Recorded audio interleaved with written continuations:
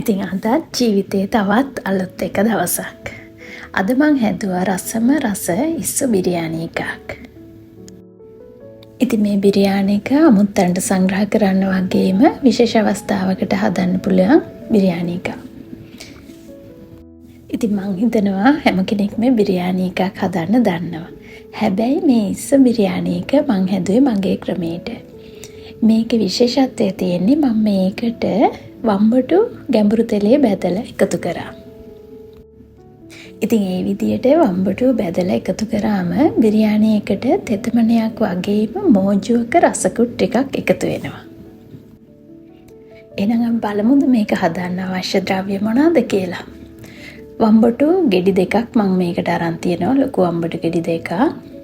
ඒ වගේම අමු මිරිස් කරල් 7-8ක් වගේ අරන් තියෙනවා. ඒක මැදින් පළලා. ඒ වගේම කොත්තමල්ලි කොළ මිටක් වගේ, මිංචි කොළත් මිටක් වගේ මම අරන් තියෙන පොඩියට කපලා. ඉතින් මේ තියෙන්නේ ලොකු බීලුණු ගෙඩි 5ක් පොඩියට කපලා අරගෙන. ඊට පස්සේ මම මේක ගැඹුරු තෙලේ බදිනවා. මේක ලුණු වල කැරමල් ගතිය නිසා තමයි බිරියානි එක ගොඩක් රසවත් වෙන්නේ. ඉතින් මේ ලුණු ටික මේ වගේ රන්වන් පාට වෙන්න මැද ගන්න ඕනේ.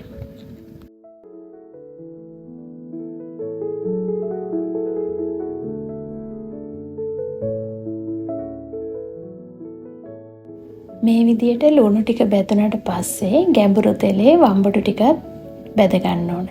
ඒකත් රන්වන් පාට වෙන්න හොඳින් බැද ගන්න ඕන. ඊට පස්සේ මම මේ තෙල් එකේම කජු ටිකකුත් බැදලා ගත්තා බිරියානි එකට. ඉතින් මේ තමයි ඉස්සු බිරියානි එකේ විශේෂම දේ. බිරියානි මසාලා එක.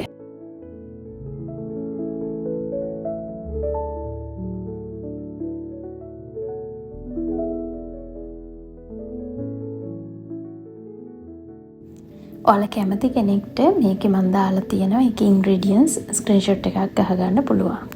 ඉතින් අපි මේක බදිනව නෙමෙයි, චුට්ටක් රත් වෙන්න විතරයි දාන්නේ. මොකද මේක කළු පාට වෙන්න ඕනේ නැහැ. මේක තියෙන මේ 3-5 වල පාට ඒ විදිහටම තියෙද්දි තමයි අපි මේක ග්‍රයින්ඩ් කරලා ගන්න ඕන. ඉතින් මම මේ දාන්නේ විශේෂම දෙයක්. මේක තමයි කරදමුංගු කළු පාට එක.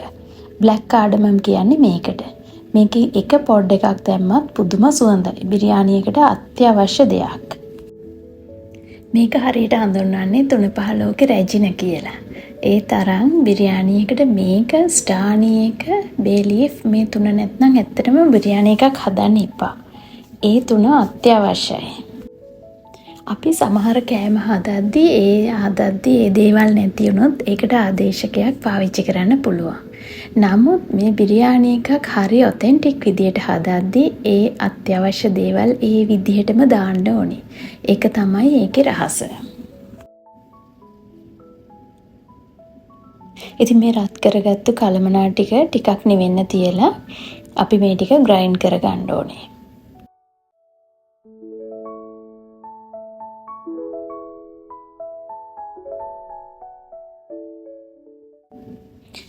ඉතින් මේක පවුඩර්ම වෙන්න ඕනේ නැහැ. මේ ගානට ග්‍රයින්ඩ් වුණාම හොඳටම ඇති. මේක දැන් හරිම සුවඳයි. දැන් මේ ළඟට අපි ගන්නේ බිරියානි එකට සුදුසු හාල් වර්ගය. මේ බාස්මති එක ටිකක් ඇට දිගටි හැඩේ හාලක්. මේක මම කප් 4ක් ගන්නවා. ඊට පස්සේ මම මේ හාල් ටික හොදලා විනාඩි 8ක් 10ක් පෙඟෙන්න තියනවා. ඊට පස්සේ ටිකක් ලොකු භාජනයකට වතුර දාලා ඒකට ලුණු තේ හැන්දක් පුරවලා දානවා. තෙල් ටිකකුත් දානවා. දාලා මේ වතුර එක හොඳින් නටන්න තියනවා. මේකෙන් වෙන්නේ මේ තෙල් වලින් බාස්මති ඇට එකට ඇලෙන්නේ නැතුව වෙන් වෙච්ච ස්වභාවයක් ගන්නවා. ඒකට තමයි අපි මේ වතුර වලට තෙල් බින්දුවක් දාන්නේ. දැන් මේ වතුර ටික හොඳින් නටාගෙන එනකොට අඟල් එකමාරක විතර කුරුඳු කෑල්ලක් අපි මේ වතුර එකට දානවා. ඒකෙන් තවත් හාල් එකට රසවත් බවක් එකතු වෙනවා.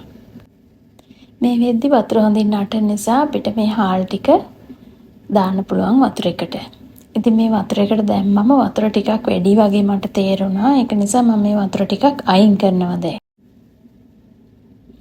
ඊට පස්සේ මේ වතුර එක මේ විදිහට හොඳට නටද්දී අපි බලන්න ඕනේ මේ හාල් ඇටින් 80ක් විතර තැම්බුණාම ඇති. ඒ වෙද්දී අපි වතුර එක අයින් කරලා පෙරලා හාල් ටික විතරක් වෙනම ගන්න ඕනේ. මේ බලන්න මේ ලස්සනට මල් ටික වගේ තියෙන හාල් ඇට හොඳටම තැම්බිලා නැහැ. මේ තියෙන්නේ 80ක් විතර වගේ තමයි හාල් ඇටේ තැම්බිලා තියෙන්නේ.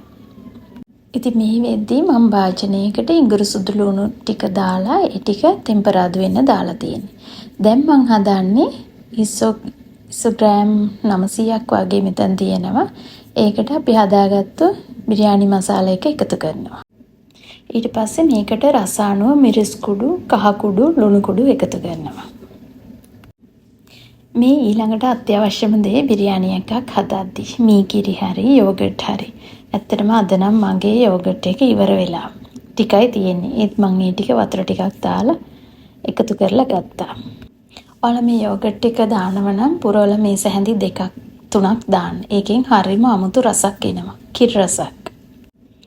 ඊට පස්සේ මම මේකට කපාගත්තු කොත්තමල්ලි කොළ වලින් ටිකක්, අමු මිරිස් ටික, මිංචි කොළ වලින් ටිකක් වගේම බැදපු ලුණු වලින් ටිකක් එකතු කරලා මේ ටික හොඳින් අනා ගන්න ඕනේ. ඊට පස්සේ මම මේකට ඉඟුරු සුදු ලුණු පේස්ට් එකකිනුත් ටිකක් එකතු කරා. ඒ ටිකත් එකතු කරලා මේ ටික හොඳින් අනන්න. ඉතින් මේ බිරියානි එක ගොඩක් රසවත් විදිහට තියෙන්නම් කලින් දවසට මේ 3-5 වර්ග ඉඟුරු සුදු ලුණු හැමදේම එකතු කරලා සීසනින් වෙන්න තියලා අද උයන්න ගත්තම මේක ගොඩක් රසවත්. මෙහෙම කලබලේ උයනවට වඩා.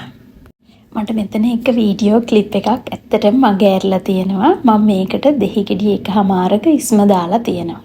ඇඹුල් රසයට මම දාලා තියෙන්නේ තක්කලි නෙමෙයි දෙහි.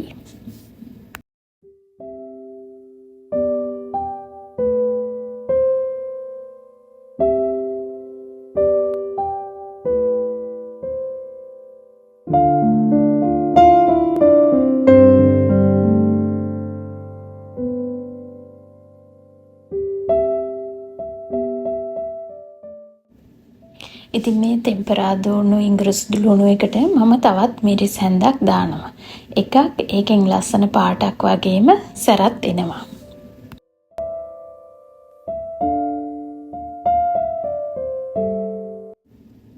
ඊට පස්සේ අපි සීසනින් කරගත්තු ඉස්ස ටික මේකට එකතු කරනවා.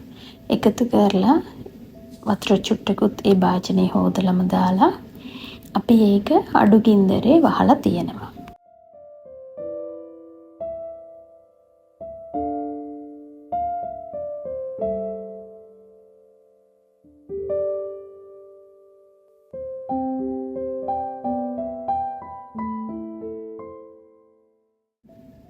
ඉතින් මේ වෙලාවේදී ඉස්ස එක හරිම සුවඳයි. හොඳ බිරියානි සුවඳක් එනවා. ඒ වගේම අපේ බත් එකත් ඉදිලා ඉවරයි. අවශ්‍ය අනිත් දේවලුත් අපි බැදගත්තු දේවල් දැන් අපි හදාගෙන ලං කරගෙන තියෙනවා. දැන් තමයි අපි අපේ බිරියානි එක හදන්න පටන් ගන්නෙ. දැන් අපි භාජනයක් ගන්න ඕනේ. මේ භාජනයේ විශේෂත්වය වෙන්නේ අඩිය ඝනකමින් යුක්ත භාජනයක් වෙන්න ඕනේ. එතකොට බිරියානි එක හොඳ රස්නින් භාජනීය රස්නින් බිරියානි එක තැම්බෙන්න ඕන. ඒක තමයි රහස. දැන් මේ රත් වෙලා තියෙන භාජනයේට බටර් ටිකක් හරි කිතෙල් ටිකක් හරි අපි හොඳින් ගා ගන්න ඕනේ. මොකද බත් ඇට නැත්නම් මේකේ අඩිය අල්ලනවා, ඇලෙනවා. එන්නක බලන්න. දැන් තමයි හොඳම හරිය. දැන් මේ පළවෙනි බත් අට්ටුව දාලා ඉවරයි. මේ අඩිය වැහෙන්න, අඩිය පේන්නේ නැති වෙන්න මේ බත් අට්ටුව හරියම ලස්සන විදිහට අසුරන්න ඕනේ. ඊට උඩින් අර අපි ගත්තු ඉස්ස ටික පිළිවෙලට එකක් තියන්න ඕනේ. ඊට පස්සේ මේ මතු පිටට බැදගත්තු වම්බටු ටික දානවා. ඒකත් තුනී කරලා හැම තැනටම වැටෙන විදිහට දාන්න ඕනේ. ඊළඟට කජු ටිකක්, ඒ වගේම රන්වන් පාට වෙන්න බැදගත්තු ලුණු ටිකක් දානවා.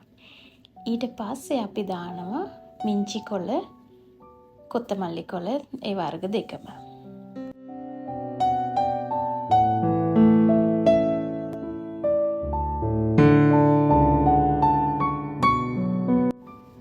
ආයෙමත් මේ මතු පිටත් සුදු බත් වලින් වැහෙන්න අපි බත් ටික දානවා.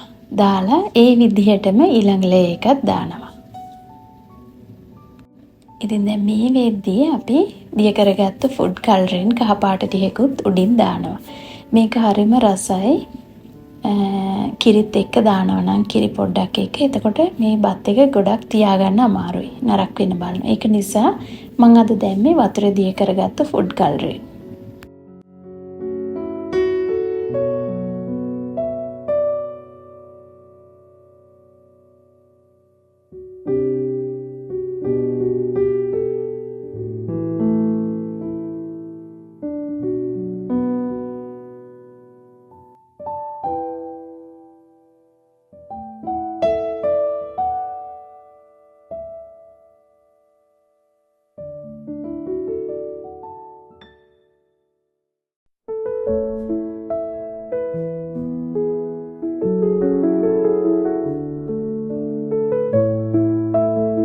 මේ වෙද්දි ලිපේ ගින්දර අඩුම ප්‍රමාණය තියෙන්නේ.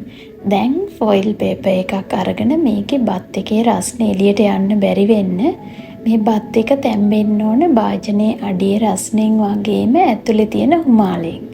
සම්පූර්ණ ෆොයිල් එකෙන් වහලා මේකේ රස්නේ එළියට නොයන විදිහට අපි තියන්න ඕන. මේ විදිහට හුමාලේ මේ වීදුරුවේ හොඳට බැඳිලා තියෙනකොට අපි ටිකක් කවලම් කරන්න මේක ඇරලා බලන්න ඕන. දැන් හරිම සුවඳයි. බත් එකේ සුවඳ හොඳට එනවා. ඇත්තට මේ වෙද්දි රෙස්ටොරන්ට් එකක බිරියානි එකක සුවඳ ඒ විදිහටම දැනෙනවා. ඉතින් දැන් අපි මේ කවලම් කරලා උණුවෙම පිළිගන්නවන්නයි තියෙන්නේ. ඉතින් අපි පිළිගන්නවනට අමතරව මේක තවත් සරස ගන්න තව කොත්තමල්ලි කොල් ටිකක්, බැදපු ලුණු ටිකක්, කජු ටිකක් උඩින් ඉහලා දැන් ඉතින් රස බලන වෙලාව. ඉතින් ඔයාලත් දවසක මේ වගේ රසවත් බිරියානි එකක් හදලා බලන්න. මගෙත් පොඩි පොඩි අඩුපාඩු ඇති, වෙනස්කම් ඇති. ඒත් හැමෝම එකම විදියට නෙවෙයිනේ. කෑම කලාව අමුතු කලාවක්නේ. ඒක එක එක්කෙනාට එක එක්කෙනාගේ විදිය වෙනස්. ඉතින් මේ වගේම තවත් වීඩියෝ එකකින් හම්බ වෙමු. ස්තුතියි පරිස්සමෙන් ඉන්න.